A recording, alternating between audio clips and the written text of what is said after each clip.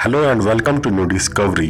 दोस्तों, आपने मुआवजा और इससे मिलने वाले लाभ और हानि के बारे में तो सुना ही होगा, चाहे वह हेल्थ से जुड़ा हो, चाहे वह दुर्घटना से जुड़ा हो या फिर अन्य किसी भी चीज से। साथ ही साथ आप यह भी जरूर जानते होंगे कि किसी विशेष प्रकार के मुआवजे को कौन सी संस्था अदा करती है।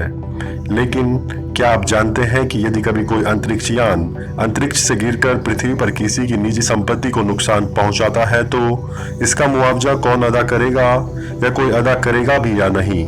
चलिए दोस्तों, आज हम बात करेंगे इसी के बारे में। दोस्तों, हम सभी जानते हैं कि निजी कंपनियों के आगमन से अब अंतरिक्ष में भी यानों की आवाजाही बढ़ने वाली है। इसी के साथ पृथ्वी की कक्षा से अंतरिक्ष कबाड़ के रूप में उपग्रह, यान और अंतर्राष्ट्रीय स्पेस स्टेशन के कचरे का पृथ्वी पर गिरने का सिलसिला भी बढ़ेगा। हम सभी जानते हैं कि हाल ही में चीन के 20,000 किलो वजनी एक सैटेलाइट का भारी भरकम टुकड़ा अनियंत्रित होकर मालदीव के पास हिंद महासागर में गिरा है। इससे पहले भी मई 2020 में चीन का एक अन्य रॉकेट भी अनियंत्रित होकर पश्चिमी अफ्रीकी तट पर जाकर गिरा था। लेकिन क्या ऐसे हादसों से होने वाले नुकसान का मुआवजा मिलता है? क्या दुनिया में ऐसे अंतर्राष्ट्रीय कानून हैं जो इस तरह की घटनाओं में प्रभावी हो और व्यवहारिक रूप में उपयोग में है? तो इसका जवाब है हाँ।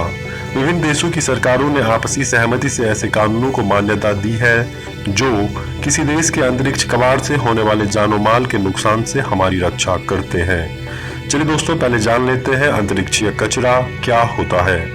अंतरिक्ष में मानव निर्मित ऐसी कोई भी वस्तु जो निष्क्रिय होकर पृथ्वी की कक्षा के चारों ओर घूम रही है वह अंतरिक्ष कचरा या स्पेस डेब्रिस कहलाती है। एक शोध के अनुसार जनवरी 2020 तक पृथ्वी की कक्षा में मौजूद अंतरिक्षीय कबाड़ का वजन करीब 8,000 मीट्रिक टन से अधिक है। अक्सर पृथ्वी पर इसके गिरने की घटनाओं के बाद लोगों का एक ही सवाल होता है कि क्या इन्हें गिरने से रोका जा सकता है? अगर इससे भारी नुकसान हो जाए तो इसकी भरपाई कौन करेगा? तो इसमें व्यक्ति विशेषज्ञों का कहना है कि इसके लिए 3 महत्वपूर्ण कदम उठाने की जरूरत है।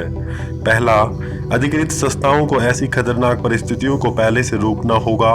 दूसरा, नियमों और प्रोटोकॉल्स का पालन और निगरानी के लिए मॉडल तैयार करना होगा। और आखिरी, अगर ऐसे हादसे होते हैं तो अंतर्राष्ट्रीय संस्थाओं को जिम्मेदारी तय करने के लिए एक रूपरेखा तैयार करनी होगी।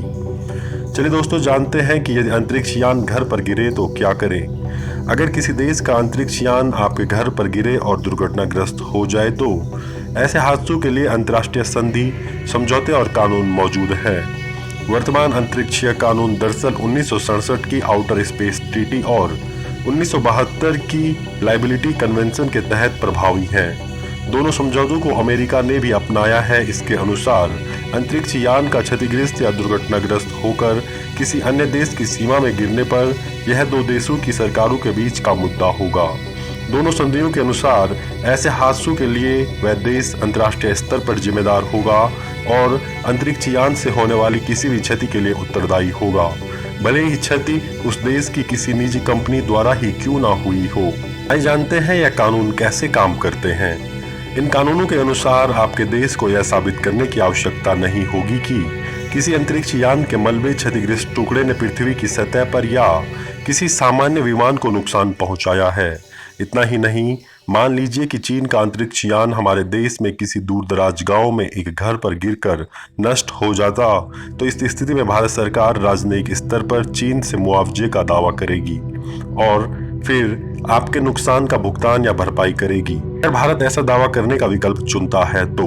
हालांकि इस बात की आशंका बहुत कम होती है कि किसी यान का मलबा आबादी वाले क्षेत्र में गिरे, क्योंकि पृथ्वी का 2/3 हिस्सा समुद्र से घिरा हुआ है। अब सवाल उठता है कि क्या इससे पहले भी कभी ऐसा वाकया हुआ है जब किसी देश को मुआवजे की राशि देनी पड़ी हो? तो इसका जवाब है हाँ। वर्ष 1978 में रूस का सोवियत कॉस्मोस 954 उपग्रह कनाडा के उत्तर पश्चिमी क्षेत्र के एक बंजर इलाके में दुर्घटनाग्रस्त हो गया था। दुर्घटना के बाद यान के परमाणु रिएक्टर से रेडियोधर्मी मलबा उस क्षेत्र के एक बड़े हिस्से में फैल गया। अमेरिका कनाडा की संयुक्त टीम ने इस रेडियोधर्मी कचरे को हटाया, जिसकी लागत उस समय 84 करोड़ रुपये, लगभग 14 मिलियन कनाडाई डॉलर से अधिक आई थी। तब कनाडा ने तत्कालीन सोवियत संघ से 36 करोड़ रुपये के मुआवजे का दावा किया था। सोवियत संघ ने अंततः 18 करोड़ रुपये देकर मामले को रफा दफा किया था।